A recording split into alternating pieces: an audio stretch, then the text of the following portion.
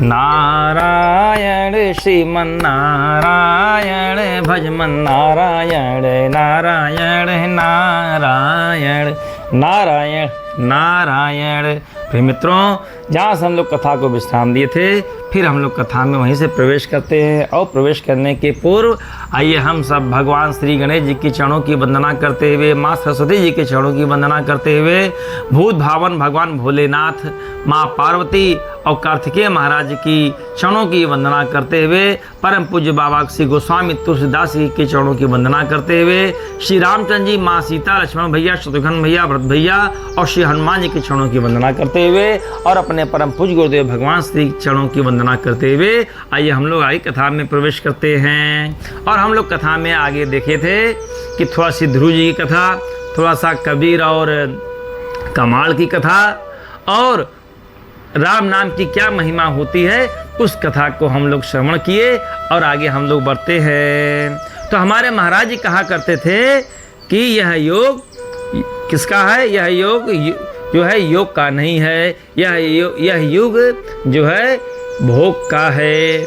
ठीक है, तो यहाँ पर अर्थ नहीं लगाना चाहिए वास्तव में, क्योंकि ये कलयुग है प्यारे। यहाँ पर जो है योगी कम हैं और भोगी ज़्यादा हैं।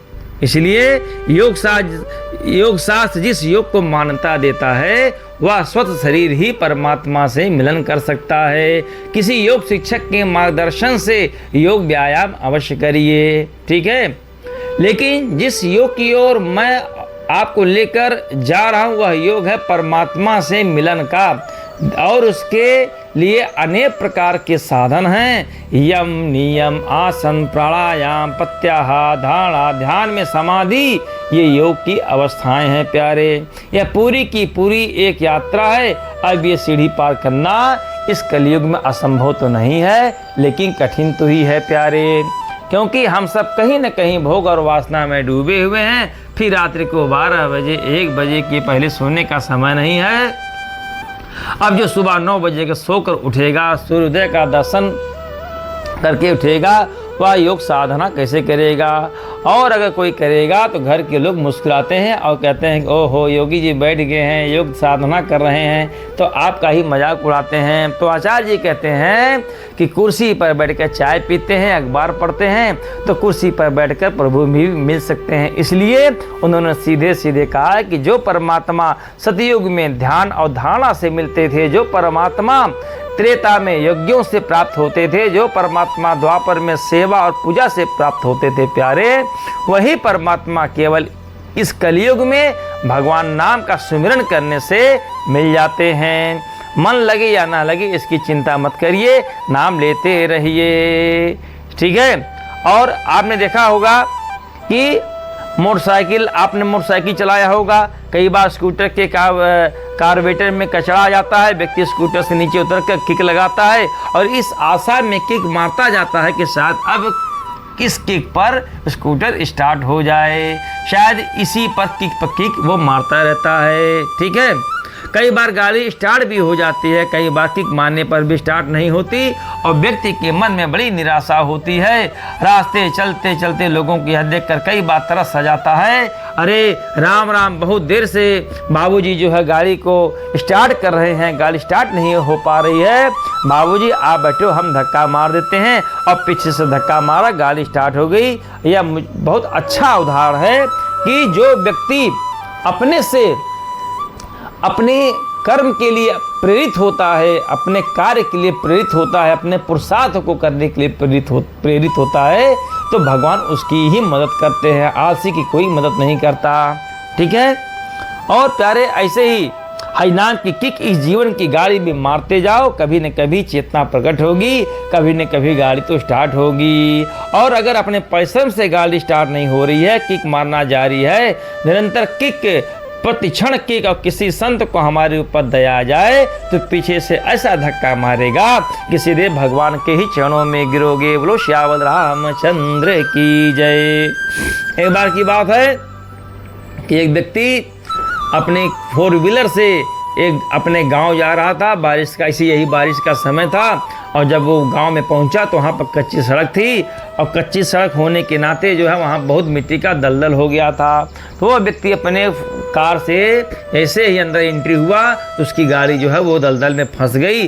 बहुत प्रयास किया लेकिन गाड़ी निकल नहीं पा रही है। तो उस व्यक्ति ने क्या किया, उसके साथ में जो है 2 लोग और थे, एक ड्राइवर था और एक लोग और थे। तो उसमें जो मेन मालिक था वो गाड़ी चला रहा था, तो उसने क्या किया कि रास्ते में जाते हुए लोगों से कह रहा है, अरे भैया मेरी गाड़ी को यार धक्का मार दो, मेरी गाड़ी फंस गई है।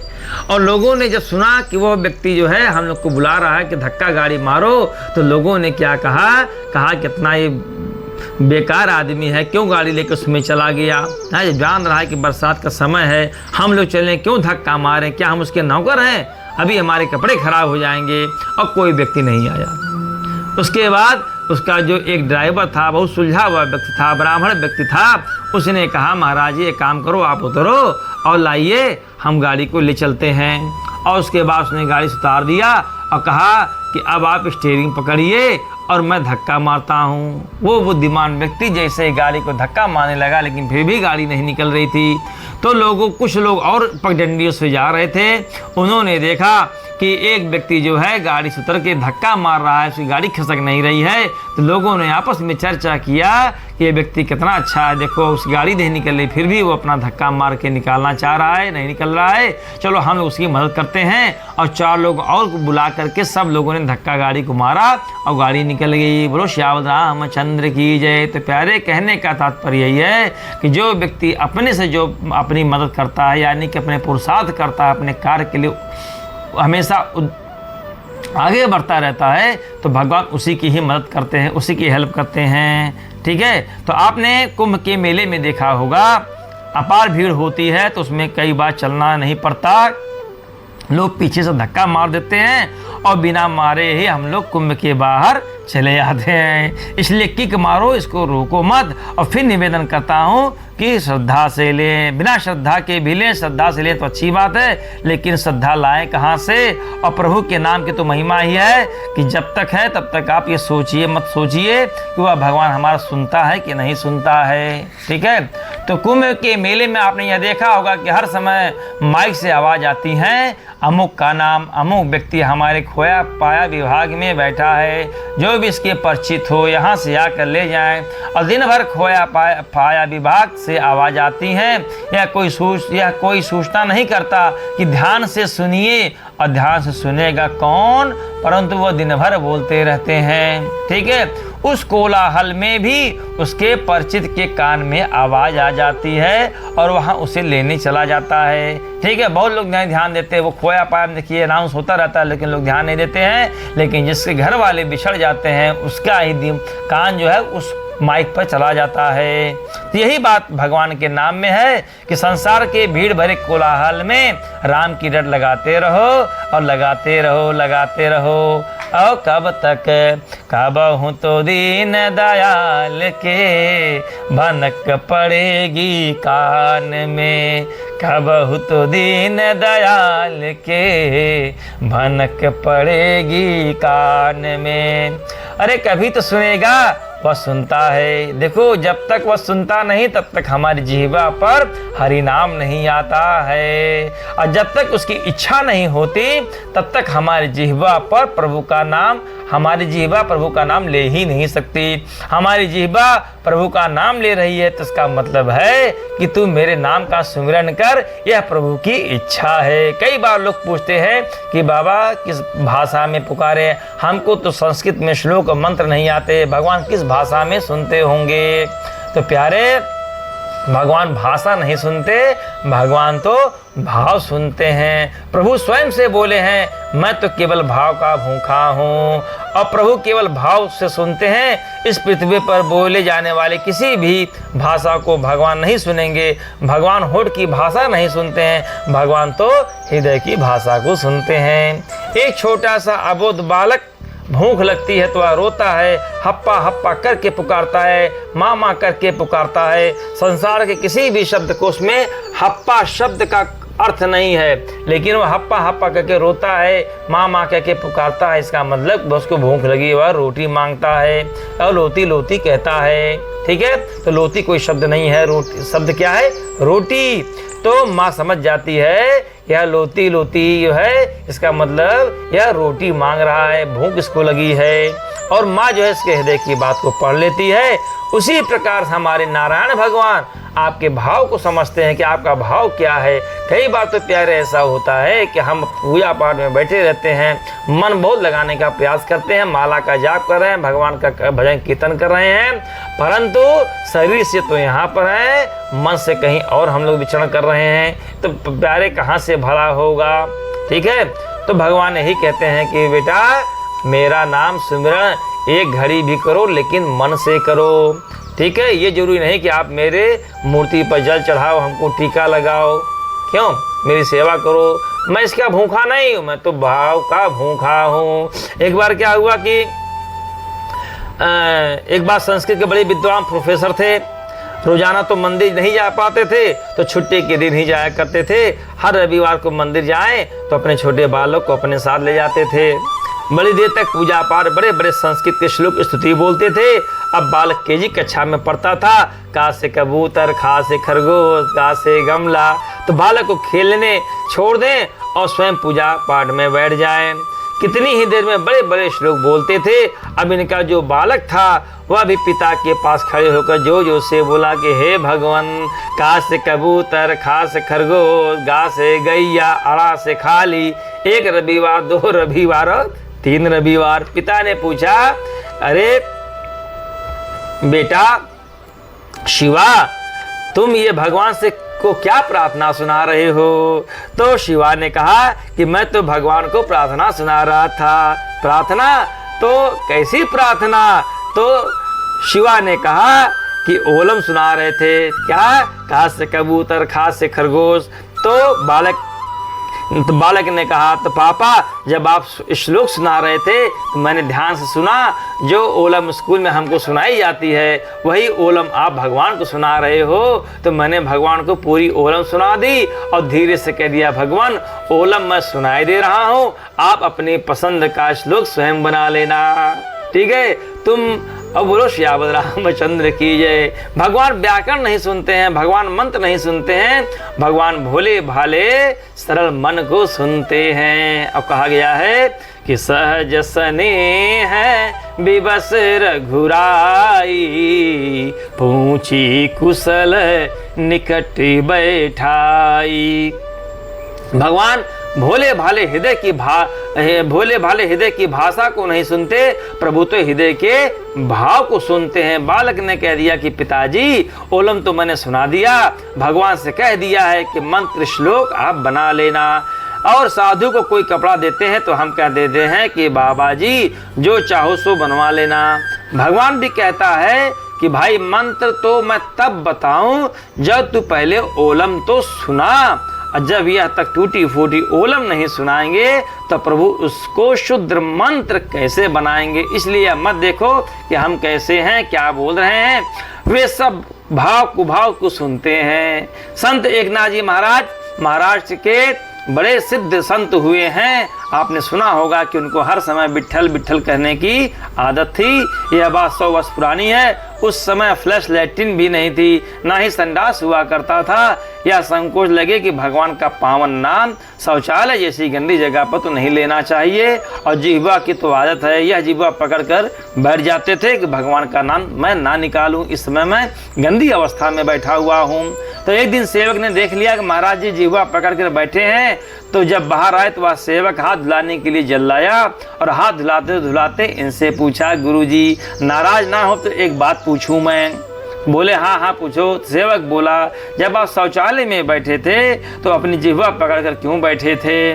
एकनाथ जी ने कहा, बेटा तुझे तो मालूम है कि मेरी जिह्वा को हर समय प्रभु नाम लेने की आदत है। शौचालय जैसे अशुभ जगह में मैं प्रभु का शुभ नाम नहीं लेना चाहता और नहीं लेना चाहिए, तो इसको मुझको रोकना पड़ता है। सेवक ने कहा, महाराज जी एक बात और पूछूं? बोले हाँ पूछ लो। तो सेवक ने पुनः कहा कि अगर शौचालय में ही प्राण निकल जाए तो फिर क्या होगा? एक नाजी दंग रह गए। जो ज्ञान गुरु से नहीं मिला आज वह सेवक से मिल गया। और इसका क्या भरोसा है कि प्राण कहाँ निकल जाएं। और इतने हमने तो ज़्यादातर सुना है कि बड़े बड़े लोगों की लीला बाथरूम में ही पूरा हो जाया करती है। इसलिए कृपया सावधान। कई लोग सोचते हैं अभी तो जवानी की आयु है, पहले सुख भोग लें, भजन बुढ़ापे में कर लेंगे। कई लोग कहते हैं कि अभी तो सारी आयु पड़ी है। हम मना नहीं करते, खेलिए खाइए जो करिए, जो इच्छा सो करिए, लेकिन बुढ़ापा आएगा इसका कोई भरोसा नहीं है। क्योंकि आपको स्टाम्प पेपर पर नहीं लिखवा के लेकर आए हैं प्यारे कि आपकी आयु कितनी वर्ष है और आप कब तक जिएंगे। एक क्षण की भी गारंटी नहीं है। अब मैं अभी कथा बोल रहा हूँ और बोलते बोलते मेरे पाँव निकल जाएं तो कुछ कहा नहीं जा सकता। बोलो श्यावल रामचंद्र की जय। यानी कि इसकी कोई गारंटी नहीं है। और बुढ़ापे में जिह्वा हिल जाएगी इसका भी कोई भरोसा नहीं है। बुढ़ापे में जिह्वा हिलेगी या नहीं हिलेगी इसकी कोई गारंटी क्या है। कभी किसी का जिंदगी ने साथ दिया है क्या, या किसी के साथ नहीं देती। इसलिए बाबा श्री गोस्वामी तुलसीदास जी फिर कहते हैं कि यही कलि काल न साधन दूजा, जोग यज्ञ जप तप व्रत पूजा, राम ही सुमिरिय गायहि राम ही, संतत सुनिय राम गुण ग्राम ही। श्री राम जय राम जय जय राम, जय हनुमान जय कृपा निधान। जो यह राम नाम हम बोल रहे हैं इसके पीछे का भाव हरि नाम का सुमिरन करना है। नाम कोई भी हो सकता है, सभी नाम परमात्मा के हैं। परमात्मा के सहस्त्र नाम हैं। विष्णु सहस्त्र नाम, गोपाल सहस्त्र नाम, शिव सहस्त्र नाम, कोई भी नाम, राधे राधे कहो, ओम ओम कहो, श्याम श्याम कहो, हरि हरि कहो, प्रभु प्रभु कहो, कृष्ण कृष्ण कहो, माँ माँ कहो, जो सो कहो, लेकिन अब केवल हरि नाम ही कहना चाहिए। ठीक है। एक बार क्या हुआ कि जब इंद्र के हाथ का वज्र पिघलने लगता था, पहाड़ और पर्वत रोने लगते थे। एक बार गोस्वामी जी सूरदास से मिलने वृंदावन में आए। जैसे ही द्वार में प्रवेश कर जय सिया राम बोले तो सूरदास जी ने कहा कि आइए तुलसी जी महाराज जी, आपने बड़ी कृपा की है। तो शिष्यों को बड़ा आश्चर्य हुआ, इनको तो कभी भेंट ही नहीं हुई और ये पहचान गए। किसी शिष्य ने सूरदास से पूछा कि आपका तो पहले कभी इनसे मिलना भी नहीं हुआ, आपने नाम लेकर कैसे पुकारा? बेटे आप लोग बदमाशी मत करिए। सूरदास जी ने कहा कि जितने दर्शिले भाव से इन्होंने जय सिया राम बोला है, मैं समझ गया कि इतना दर्द तो केवल गोस्वामी जी के शब्दों में ही हो सकता है और तो कोई बोल ही नहीं सकता है। प्यारे द्रवही बचन सुनी कुलिस पसाना। और इससे बड़ा आश्चर्य और क्या हो सकता है कि भगवान का नाम सुलभ है और जिह्वा अपने पास है। इसके बाद भी लोग हरि नाम नहीं ले रहे हैं और लोग नरक में जा रहे हैं। इसलिए प्यारे कलिकाल में हरि नाम ही एकमेव साधन है। और हमने ऐसा सुना है कि काफ़ी पढ़े लिखे लोग गोस्वामी जी के पास आए और उनसे पूछा कि इस भव सागर को पार करने का कोई मार्ग तो होगा, बताइए, अगर है तो कृपया बताइए। गोस्वामी जी ने कहा कि भव सागर पार करना है तो श्री राम कथा में जाकर बैठ जाओ, भव सागर पार हो जाएगा। और कहते हैं यहाँ पर कि भव सागर चह पार जो पावा, राम कथा ता कह दृढ़ नावा। श्री राम जय राम जय जय राम, जय हनुमान जय कृपा निधान। बोले जाओ राम कथा रूपी दृढ़ नौका में सवारी करो, पार हो जाओगे। लोगों ने पुनः पूछा, महाराज नाव तो नदी में चलती है, सागर में नहीं चलती है। अगर आप सागर को नदी कर दो तब तो राम कथा रूपी नौका में सवारी कर लेंगे। तो गोस्वामी जी ने फिर कह दिया कि ठीक है जाओ। निज संदेह मोह भ्रम हरनी, करऊं कथा भव सरिता तरनी। अब तो पार हो जाओगे। लोगों को लगा कि बाबा तो सिद्ध है, जब सागर से सरिता कर दी तो और छोटा किया जा सकता है। बोले महाराज जी यह तो ठीक है, सागर से सरिता तो हो गई, लेकिन हमको तो तैरना नहीं आता, बीच में पहुंच जाएंगे तो डूब जाएंगे, थोड़ा और छोटा कर दो। गोस्वामी जी ने कहा कि जाओ भगवान के चरित्र का गायन करो। यह चरित जे गावहीं, हरिपद पावहीं, ते नर परहीं भवकूपा। कहते हैं कि जाओ भवकूप में गिरने से बच जाओ। लोग बोले महाराज यह तो और मुश्किल हो गया, नदी में से तो तैर कर बाहर निकल भी जाते, कूप में से कैसे निकलेंगे, कोई सुनेगा भी नहीं। गोस्वामी जी ने कहा बोलो तो और सही, और कितना छोटा मैं कर दूं? तो बोलते हैं इतना छोटा कर दो कि एक छलांग पार जाएं और हम एक छलांग दौड़ें तो हम भव पार हो जाएं। तो गोस्वामी जी ने कहा कि इसका तो एक ही तरीका है, भगवान की कथा को स्वीकार करो। तो कहते हैं बाबा श्री गोस्वामी तुलसीदास जी कि कहीं सुनहि अनुमोदन करहि, ते गोपद इव भवनिधि तरहि। कहीं सुनहि अनुमोदन करहि, ते गोपद इव भवनिधि तरहि। भगवान की कथा को सुनो, उसका अनुमोदन करो तो भव सागर आपके लिए गाय के खुर के समान हो जाएगा। तो लोगों ने कहा कि गाय के खुर के समान तो हो गया, लेकिन नाम तो भव सागर ही है। तब गोस्वामी जी ने कहा सीधे सीधे बोलो क्या कहना चाहते हो। इन्होंने कहा महाराज ऐसा करो कि झंझट ही काटो, कुछ ऐसा करो कि सब कुछ सही हो जाए। तो एक काम करना पड़ेगा। बोले क्या? गोस्वामी जी बोले कि भगवान का नाम लीजिए, आपको कुछ भी करने की आवश्यकता नहीं है। भगवान के नाम से क्या होगा? तो गोस्वामी जी ने कह दिया कि नाम लेत भव सिंधु सुखाही, करहूँ विचार सुजन मन माही। गोस्वामी जी बोले रे भैया विचार तो करो, भगवान का नाम सिंधु सुखा देता है, ऐसे प्रभु का नाम है। तो किसी ने बोला कि महाराज जी और क्या साधन है? तो बाबा गोस्वामी तुलसीदास जी कहते हैं कि केवल एक ही साधन है, राम नाम का भजन करना। कहते हैं कि कलियुग केवल नाम आधारा, सुमिर सुमिर नर उतरहि पारा। कहों कहाँ लगी नाम बड़ाई, राम न सकहि राम नाम गुण गाही। तो यहाँ पर जो है वह कहते हैं कि कलयुग को पार करना है तो केवल और केवल हरि नाम का ही नाम लेना है। केवल हरि नाम कलयुग में अगर मुक्ति मिलेगी तो कलयुग में केवल हरि नाम से ही मुक्ति मिलेगी। गोस्वामी जी महाराज कथाक्रम को आगे ले जाते हुए भगवान शिव की त्रेता युग की घटना का पावन वर्णन करते हैं।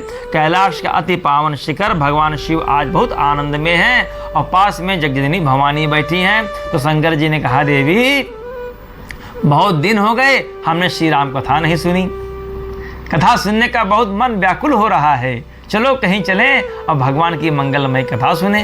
तो सती ने कहा भगवान पूरे भारत में कौन है जो आपको कथा सुनाएगा, पूरे विश्व में कौन ऐसा है जो आप कथा सुनाएगा? आप तो स्वयं श्री राम कथा के रचयिता हैं। रचि महेश निज मानस राखा। तो शंकर जी बोले कि सुदूर दक्षिण में कुंभज नाम के ऋषि हैं, वे बहुत अच्छे कथावाचक हैं, बहुत सुंदर और मधुर मधुर कथाएं श्री राम कथाएं सुनाते हैं। चलो उन्हीं ऋषि के मुख से श्री राम कथा सुनते हैं। और यहाँ से भगवान शिव और सती दोनों साथ साथ कैलाश छोड़ करके सुदूर दक्षिण में कथा सुनने आए हैं। बड़ा मांगलिक प्रसंग है, बड़ी मांगलिक चौपाई बाबा श्री गोस्वामी तुलसीदास जी ने कहा है। क्या कहा है कि एक बार त्रेता जुग माही, असंभु गए कुंभज ऋषि पाही। संग सती जग जननी भवानी, पूजे ऋषि अखिलेश्वर जानी। एक बार त्रेता युग में शंकर जी भगवान मंगलमय कथा सुनने के लिए अगस्त ऋषि के पास गए। उनके साथ जगजननी भवानी सती माता भी थी। ऋषि ने संपूर्ण जगत के ईश्वर जानकर उनका पूजन किया है। देखो, कथा पति पत्नी दोनों को एक साथ सुननी चाहिए। उसका कारण है, अगर पुरुष कथा सुने और पत्नी कथा ना सुने तो उनमें परस्पर झगड़ा होता है। हर समय कहते हैं कि हर समय कथा में बैठे रहते हो, क्या कथा रोटी दे देगी? लड़की विवाह की योग्य हो गई है, देखभाल कहीं कर नहीं रहे हो, कितनी उम्र निकली जा रही है। अरे लड़का भी देखो, घर भी देखो। यदि पत्नी कथा सुने तो और ज़्यादा झगड़ा। 24 घंटे बाबाओं के चक्कर में घूमती रहती हो, तुमको घर का कोई ध्यान नहीं रहता है, और जब देखो तब कथा सुनने में लीन रहती हो। इधर पत्नी सुनावे पति को, उधर पति सुनावे पत्नी को। इसीलिए जब साथ में कथा सुनेंगे तब परिवार का वातावरण सुंदर बनेगा। इसलिए गोस्वामी जी ने कहा कि संग सती जग जननी भवानी। अब आप थोड़ा सा विचार करिए, कथा सुनने के लिए शंकर जी ने कितनी दूर की यात्रा तय की है। यहाँ कहाँ कैलाश और कहाँ दक्षिण भारत में गोदावरी के किनारे कुंभज ऋषि का आश्रम है। भगवान शिव शायद बताना चाहते हैं, कथा सुनने के लिए मार्ग की दूरी बाधक नहीं होती प्यारे, मन की दूरी बाधक होती है। दूरी मन की हुआ करती है, मील की नहीं हुआ करती। और मन में अगर कथा सुनने की इच्छा है तो मीलों की भी दूरी मिट जाया करती है। कथा सुनने ऋषि कुंभज के आश्रम में आए हैं। अगस्त ऋषि का नाम ही कुंभज है, जिनका जन्म घड़े से हुआ है। यहाँ गोस्वामी जी ने अगस्त ऋषि का नाम नहीं लिया, क्योंकि अगस्त ऋषि ये ख्याति प्राप्त नाम है। इनके बारे में ख्याति है और इन्होंने सारे समुद्र को पी लिया था। अगर अगस्त नाम लिखते तो कोई भी कह सकता था कि बड़े ऋषि हैं, तो इनसे तो कथा कोई भी सुनने चला जाएगा। इसलिए इन्होंने कुंभज शब्द लिखा है, जिसका जन्म घड़े से हुआ हो। और वे कथा किसकी सुनाएंगे? रघुवीर चरित अपार, बारिध्य पारु कवि कौने लहो। जिनका चरित्र समुद्र जैसा गहरा है। संभवतः शंकर जी का भाव रहा होगा कि कथावाचक कौन है, तो यह मत देखिए, कथा किसकी कह रहा है यह देखना चाहिए। उसका गर्भ मत देखो कि वह किस गर्भ से पैदा हुआ है, उसका कर्म देखो और कर्म क्या कर रहा है। कई लोग छोटे और बड़े का अंतर करते हैं। बहुत बड़े बड़े वक्ताओं की तो सुनते हैं और इनकी क्या सुनेंगे। वक्ता की मत सुनिए, वक्तव्य को सुनिए। बड़े कुल में जन्मा व्यक्ति भी अगर सांसारिक चर्चा करता है तो कृपया उसका त्याग कर दीजिए, और छोटे कुल में जन्मा व्यक्ति भी अगर भगवान की चर्चा सुनाता हो तो बहुत श्रद्धा से उसके चरणों में बैठ करके कथा को सुनना चाहिए। ठीक है, तो ग्राम चर्चा, यहाँ पर चैतन्य महाप्रभु दास जी कहते हैं कि ग्राम चर्चा माने गांव की चर्चा। कथा बता रहे हैं कि गांव की बातें माने घर की बातें, माने लड़ाई झगड़ा, निंदा, ईर्ष्या, द्वेष और बातें। और इसी में लोगों को बहुत रस आता है, एक दूसरे की निंदा सुनने में, ईर्ष्या करने में सभी दूसरे को बहुत रस आता है। इसमें कितना समय लग गया किसी को पता नहीं चला। और कथा में बार बार हम घड़ी देखते हैं कि कथा सुनो, जल्दी से चला जाए। तो प्यारे, कथा सुनो, कथावाचक का नाम मत सुनो। ब्रह्मचारियों के बीच कुंभज ऋषि बैठे थे। दूर से देखा भगवान शिव का आगमन हो रहा है, एकदम दौड़कर आए हैं। भगवान शिव के चरणों में साष्टांग प्रणाम किया। पर वो इतनी बड़ी कृपा, मुझे तो नहीं लगता कि मेरा कोई भजन, मेरा कोई जप, मेरा कोई अनुष्ठान फलीभूत हुआ है। मुझे तो ऐसा लग रहा है कि आपके अचानक आगमन से आज मेरे गुरुदेव का कोई आशीर्वाद मेरे जीवन में फलित हो गया। अनेक प्रकार से उन्होंने भगवान शिव की पूजा किया। साधु के सरल स्वभाव को देखकर सती की बुद्धि का अहंकार जो है वो जाग गया। दक्ष की बेटी है ना, इसीलिए।